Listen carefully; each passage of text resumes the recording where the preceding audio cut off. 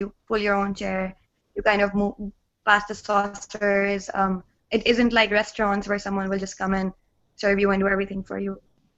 Then the fact that most people are taking breaks, a lot of workers just kind of chilling, and they'll be smoking, they'll be talking, they'll be laughing. The third thing is what I was saying about neighborhoods and association. So most people will have a dhaba that they associate with. Like boys I know will be like, oh, come to my dhaba, or oh, I'll meet you at your dhaba.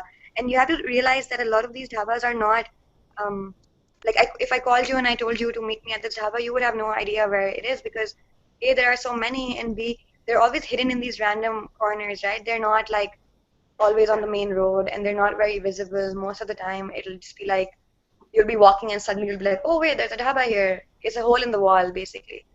And the chairs kind of come out on the streets, or they take up random spaces that aren't meant for them. But I think because of that, it's a space that the people in the neighborhood know really well.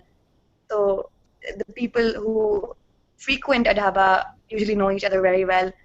And then if I just look at like experience of walking on the street and sitting at dhabas, I don't think I've never been harassed at dhaba by another man, even while I'm alone. I might have been made to feel uncomfortable just because they look at you and they're like, what's going on, but never anyone's verbally saying something or trying to like harm me in any intentional way, which is not the case when I'm walking on a street or sitting in a rickshaw. I might be sitting in a taxi or a rickshaw and I'm going home, and random men will whistle, or they'll say something lewd, or they'll make gestures, or they'll be like, oh, come with us home, and blah, blah, blah. But it hasn't happened yet.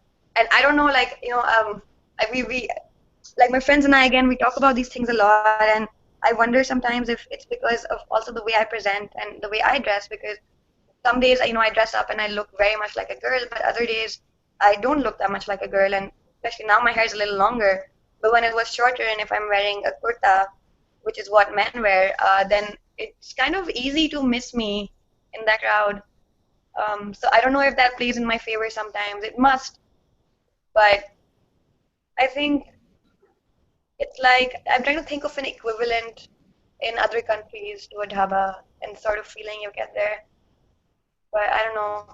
A coffee shop doesn't really do justice because that's very different place. Um, Maybe like I don't know. Have you guys been to New York? Yeah. Yeah. Yeah. Have you ever seen how like in like random residential blocks there will be just like people from that apartment sitting downstairs in a circle, and they're all just like listening to music or talking and chatting and like a little block party. So it's kind of like that. That might be an exaggeration, but it's kind of like that in the sense that yeah, I don't know that it just automatically ends up forming community, and it's something that we experience a lot even at Mount Holyoke. Uh, we talked about it too, and how Chai was bringing just the particular group of friends who I hung out with from South Asia. How all of us were starting to meet up more and more often in large groups to have chai, and how it's not like a purposeful activity. It's not like shopping, and it's not like watching a movie where you have a certain amount of time and you have something to get done. When you come into the dhaba, you might sit there for 15 minutes, you might sit there for 3 hours. You're just kind of, talking to people or doing your own thing. And it's not a disruptive space like other spaces can be. I'm not as, I mean, you all might have probably read more academic articles and stuff about this, but I don't have the language to sort of explain why I think it's a space that fosters community, but those are the points I can think of, and then just from experience. And is it rather within a certain neighborhood, or is it referring, I mean, you only go to dhabas to your neighborhood and you know the people there, or you can just pass by a dhaba and sit there and still feel comfortable and still you can belong there? Yeah, you can sit at any dhaba, but there is always this, like for example, I go with my brother to our neighborhood dhaba, and when we go there, he always meets like at least 3 or 4 other friends who live in, nearby spaces. Like they'll be like, oh, mom, I'm going to pray, and they'll all just come there and have chai and smoke their cigarettes and then go home and tell their mom they were at the mosque. so it becomes a space for younger boys to come to too. Yeah, so obviously if you go to a dhaba, you'll see more people there who are from that neighborhood, but that doesn't mean you're not invited. That's not what I was trying to get at. Just that it becomes a sort of community-owned space. Do you know what I mean? Because you know it's going to be a familiar space. You know that there is and especially for boys, and I'm so jealous of my male friends because they have this, the ones who do go to dhabas a lot, at the end of work, they'll always stop by there and they'll have a cup of tea, and they know that even if they go alone, they'll meet someone they know either from their building or from their neighborhood, and they can just chill there. But for women, there's really nothing like that unless you are rich and you can afford, $6 coffee and $10 chai, which is ridiculous. Okay. Should I show the plans? Yeah. Then I will show the screen. Do you also have the old ones? Yes, this is it. This is the old one. This is the new one. So. Okay. So this is the new one? So the red one was the existing apartment, which are grouped, both of them together. So we have one apartment with the dining room, then we have the living room, and then we have some bedrooms, and the kitchen is very small. So these are two apartments. Yeah, there is a long corridor that connects all apartments, and always there is an entrance for 2 apartments each time. Yeah, this looks very like a Pakistani plan. Yeah. So we had this idea of like, okay, what we can do with this apartment, with the small one, because normally you don't want to build the new things, but you want to upgrade the existing ones because you're usually limited in terms of sources. So what we thought of trying to create some bigger but shared spaces. So the kitchen would be, which is normally the small workroom for somebody who takes care of housing. It's like a fortress for the housewife, always, where she's isolated there. So we're scared of that fact. So, we're saying, okay, but what if we combine the living room together with the kitchen, but we extend the whole corridor space into that, and demolish the small kitchens and connect this bigger room, but we share with the 2 apartments.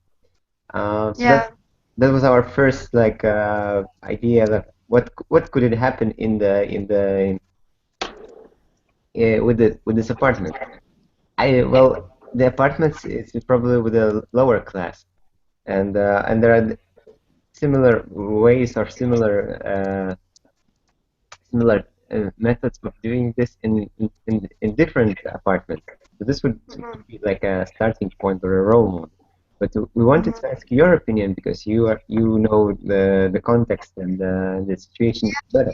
Could that work in Karachi in terms of? What class are we targeting with this? Is this for a lower class family? Is this for an upper class family? Originally, lower classes who live there, or lower middle class, so to say. Yeah, I think it works. It definitely works because a lot of families also live together. So I'll give you my family's example. We've gotten richer with time, but when I was growing up, we were fairly lower class, not lower, but lower middle class, in the sense that my siblings and I all studied on scholarships, and we lived in a house with 20 people. And but what was very common was that people from the same family lived either on different floors, or they lived on the same floor but different apartments, right? So, and there would be a lot of going in and out. But then if you create a shared space, that's just really good to think about it.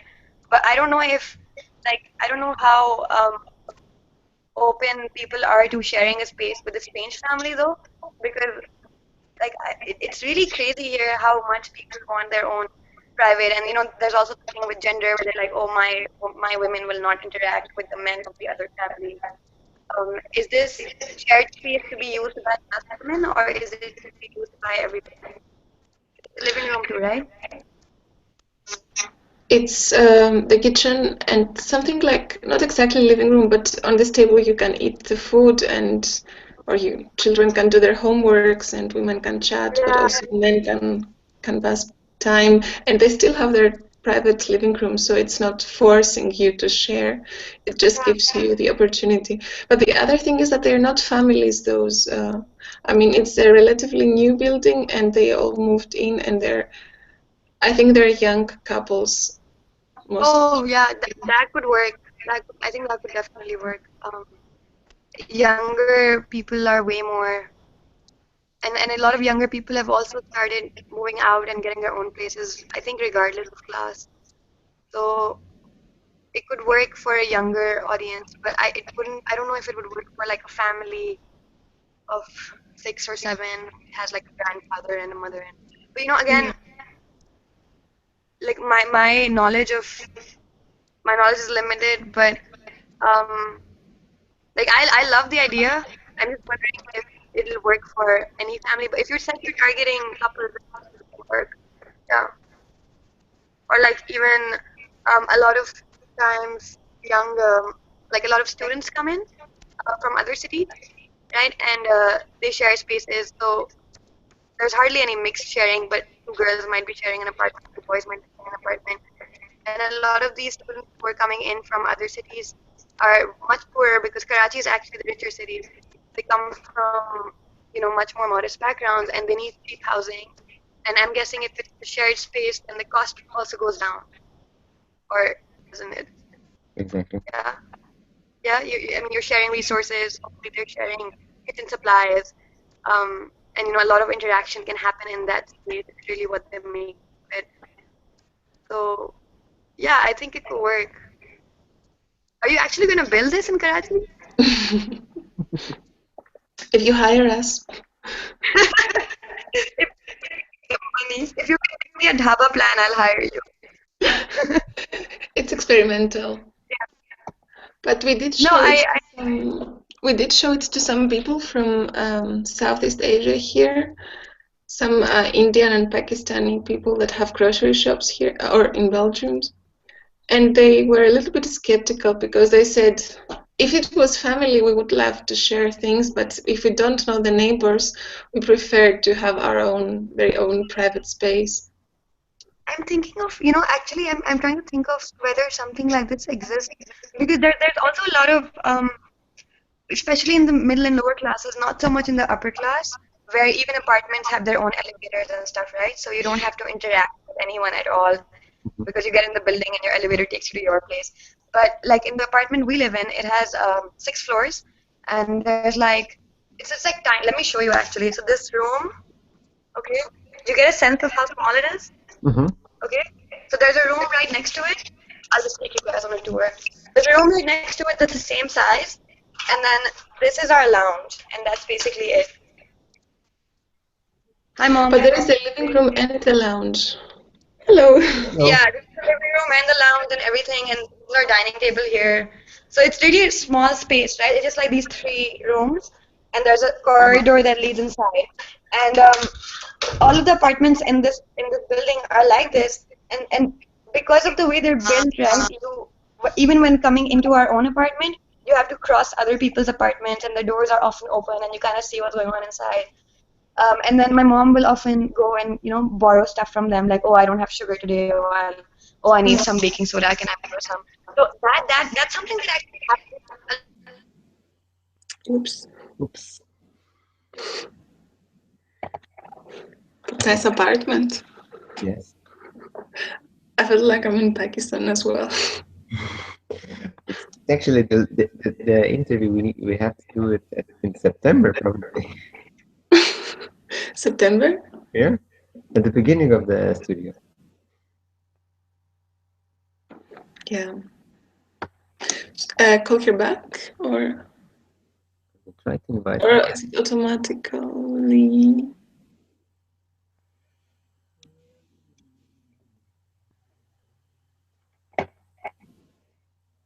I will send her an invitation.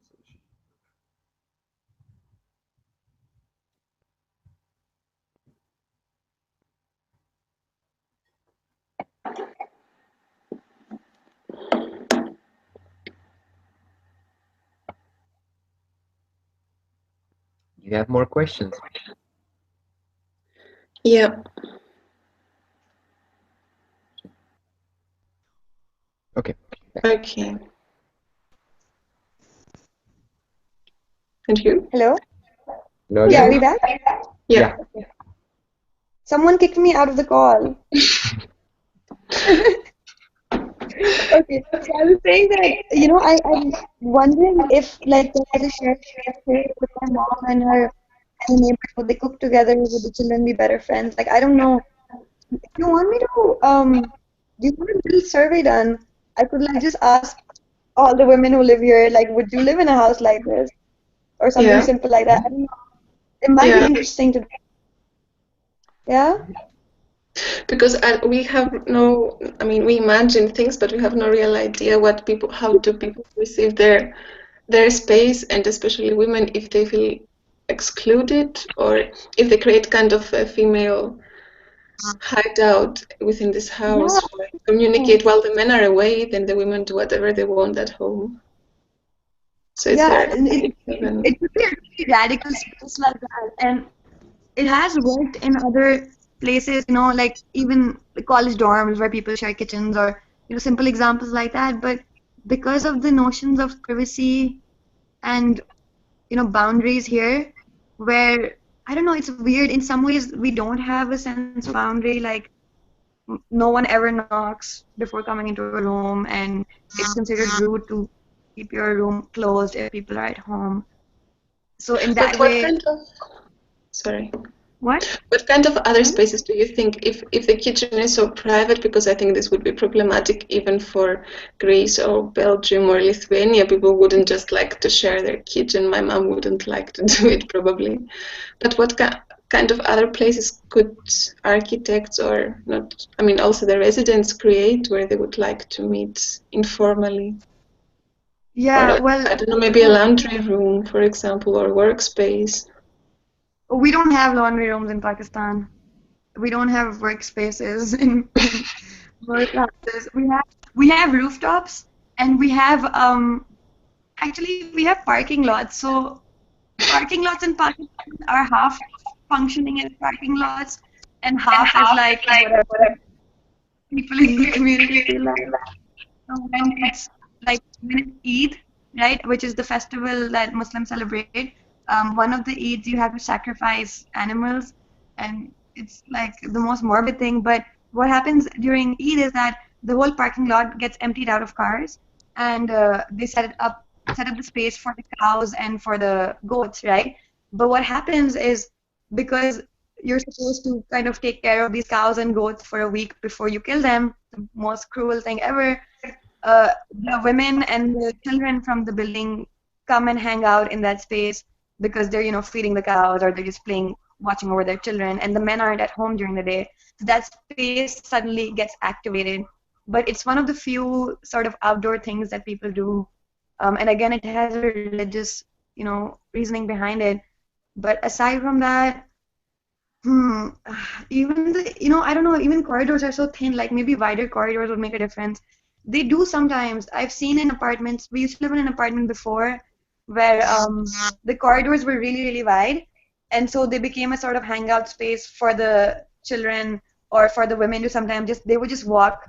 Can you imagine, like, these women were so terrified of walking on the street, the corridor became their, like, walking. So they just take laps around the whole corridor, but it was a wider corridor than usual. So that's a space I've seen used by women. Um, what else? Yeah, it's pretty dismal. But you mentioned the goat spaces. Is it Yeah, is it that's on the rooftop or on in the parking? the parking space, yeah. Okay. And also, like, if somebody wants to have an event, like, usually it's like a wedding or something, and they want to set up a tent and stuff, then they'll empty out the parking space again. And the parking space is not like outside, it's in the building. right? It's the basement or the ground floor. That's for people of that community. So I don't know if something could be done there. Like I also think of how apartments don't have any, especially in Karachi, one of the really upper class, high elite apartments. There are no gardens. There are no outdoor spaces that are used by everyone. So maybe something like that would work. But then again, those spaces become gendered because even if you make a garden, I don't think I've ever seen a woman in a garden in my life in Pakistan, unless maybe in the villages, not in. Yeah, all the gardeners are men, and people hire them. Yeah. And sometimes I think like we live in like cave times or something because it's so ridiculous how crazy things are here. It's like, aren't you evolved? Shouldn't you not be this primitive? But yeah. The kitchen, I like what I like about your plan is that you're taking a space that is already occupied by women, trying to make that radical, right? So it's not like a new, unfamiliar, uncomfortable space for them. And I think there's power in that, it's their sort of territory and they know it. So how can we push that territory further and how can we support it to make it like their own in a more meaningful way? I don't know if it will work with strangers though, as other people have told you, unless they're young people or students. Yeah. Okay, but thank you a lot. It's like really gives us some new thoughts of how we can upgrade it. So That's good. we really I appreciate. want. Yeah, of course, no problem. And let me know what sort of visuals you want because I think I can send you some videos. So if you want to get a sense of, even if you want to like look at apartments from the indoors, I can take my camera around and just shoot a bunch of photos. That would be really I think good. that might be for you to see. Yeah. Thank you. What is actually do you have a vision about Girls at Dabas, how it can evolve, or do you have a final goal of Well, freeing we're kind of. women or just pushing boundaries little by little? Yeah, that's really it. It's not I don't know what our big goal is, and I don't know what we'll be doing a year from now, or if we'll even be existing, hopefully. But we're going to open the dhaba for sure. We've raised the money for it, so we had a crowdfunding campaign and we got enough. And Is it all now, female, Daba? what? It's all female, right? Well, it'll be run by women, and it's open to everyone. Ah, We don't want to segregate. Yeah, no. I think a public space that's segregated would be besides the point, right? That would just be like contradicting everything we've been saying. When I talked about women's only spaces, I don't see those as public spaces. I see those as private, very intimate spaces.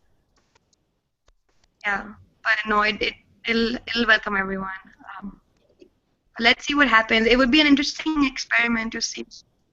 Because I don't know, it could happen that we open this dhaba and no women end up using it. Or maybe they will. I don't know. great. When are you going to open it? Hopefully by March or April. Okay. You Yeah, have a so we're place? just figuring out what? Do you have a place?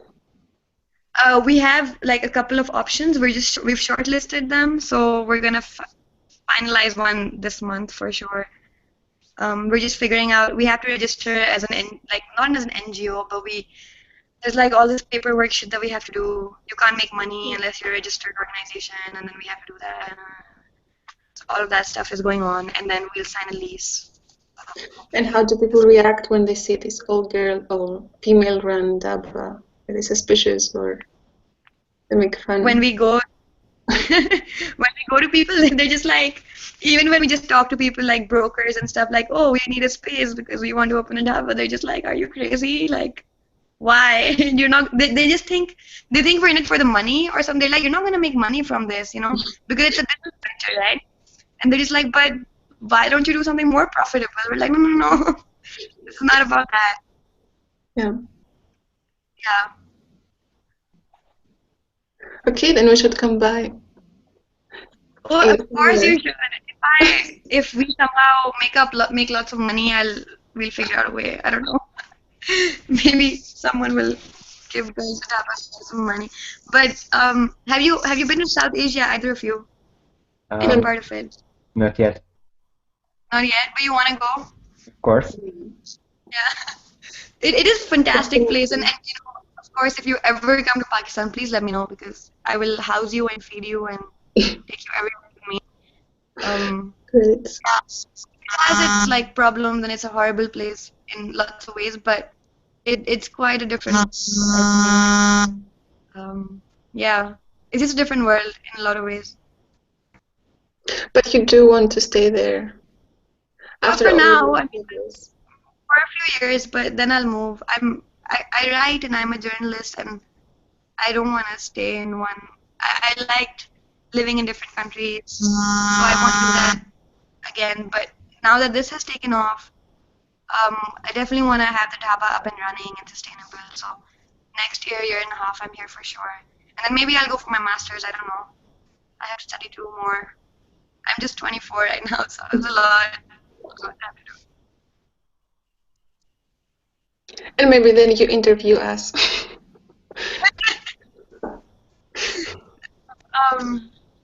Yeah. What's your plans, by the way? Are you all like both of you? What are you going to do after your masters? You you're urban study students or you're architecture students?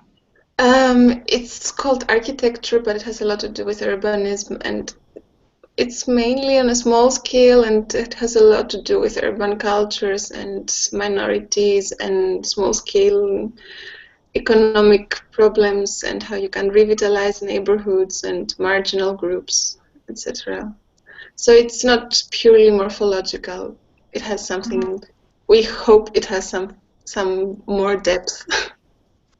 Oh, it definitely sounds like it. I mean, when you emailed me, I was just like, what? Like it was so random and so amazing because most of the emails we get are like, oh hi, can we interview you? Oh hi, can this? It's like it was so much detail and you really had done your research. So I was just really intrigued, like what is this? And it's so weird. Like I never thought when we started Girls at Dhaba that I would be talking to people not in Pakistan, but it's pretty fantastic. And I'm learning about a project you're doing about my city, and that's pretty crazy. Okay, then we have to do a nice project and show you. But that it must involve field work then, so you'll have to come here next time. It's a responsibility. And we also keep you updated with what happens with our final presentation. Yeah, I have some videos that I mentioned to you that are just me shooting around the city. So I'll send those to you on Google Drive. I think just if you want to look at them, That they'll would be just show also you what. really good addition to our wall. Yeah, I think that might be. It also just will be interesting for you to see because you've been, obviously studying and researching this, but I think it'll just be like from personal level, it'll be interesting to see what it's really like. Yeah. Yeah, appreciate that a lot. Yeah, no problem. My pleasure. Happy to help. Do you have any more questions? No, not so far. We also don't want to occupy all your time. It's fine. No, it's the weekend, it's New Year's. So. It's Friday night. Friday night, yeah. My mom. I don't know about. I'm just gonna spend it. Do you have weekend, Saturday, Sunday free weekend, or because Friday is a day? No, like I said, my job doesn't give me any holidays. I have Sundays off though, so Sunday we'll have off, and we're painting a wall in the city on Sunday with Girls at Tapas and other groups, so that'll be fun. And yeah. Not so much free time. No, Girls at Tapas is free time, I think. It's really motivating free time. Yeah.